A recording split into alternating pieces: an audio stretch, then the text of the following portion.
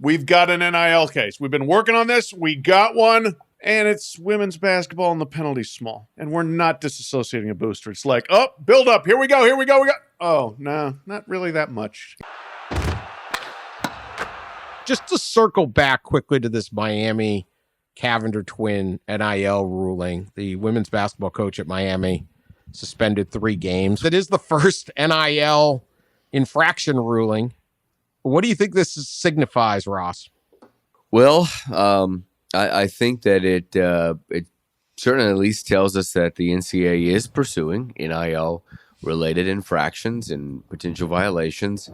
But the NCAA, enforcement has not followed up on its threat, which was to disassociate and penalize boosters who are committing alleged violations, and they didn't do it in this case. And we did get from the Pat had the documents of the case and everything, and the infractions committee on infractions did make it fairly clear that they were upset at the NCAA enforcement staff. I don't know, Pat can speak to this more, that they didn't disassociate, didn't require Miami to disassociate from John Ruiz, which who the NCAA calls a booster, and who himself, Ruiz, does not call himself a booster, but claims that he is not a booster and he is a businessman running a business. But the Committee on Infractions did put out another threat in the case, like,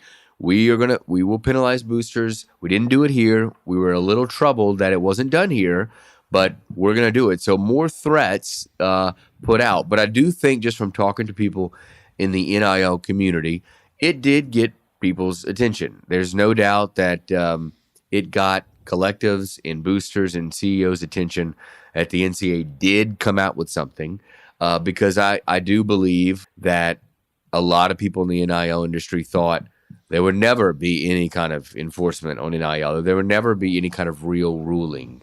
And although this was light, it was a ruling. It was that. And yeah, this is all,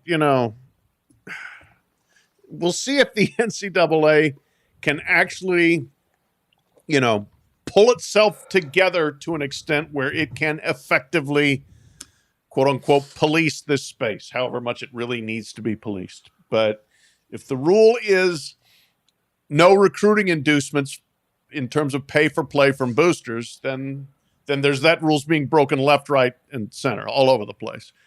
This one, to me, was a fairly classic NCAA situation of, hey, we've got an NIL case. We've been working on this. We got one, and it's women's basketball, and the penalty's small. And we're not disassociating a booster. It's like, oh, build up. Here we go. Oh, no, not really that much. Yeah. Not a nothing burger, but not a lot on that burger. So, it's just that seems to be the way these things operate. I think people will understandably sit back and say, well, until you get somebody like a Texas A&M or somebody involved with Jaden Rashada, we'll believe it when we see it. And so there's still some proving to do, I think, for the NCAA here. And there's obviously a lot of pretty obvious violations going on to do with the inducements, collectives and boosters talking to prospects and recruits before they sign anything, before they even commit, about NIL and about their deal. They're obvious inducements. The problem, I think, that the NCAA is having is that it really needs proof that NIL was being used, to induce a recruit.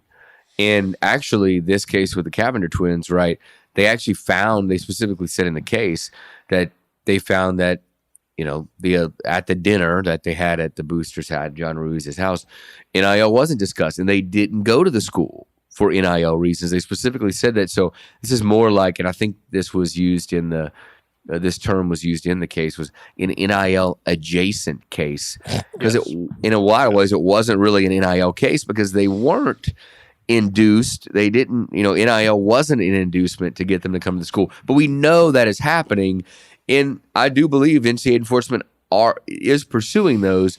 but it really needs some documentation, and that's what's been difficult, and that's why they changed the standard of a violation starting January 1, where they can use circumstantial evidence, but they still have to have that circumstantial evidence, and it's difficult. It's difficult to get that kind of proof.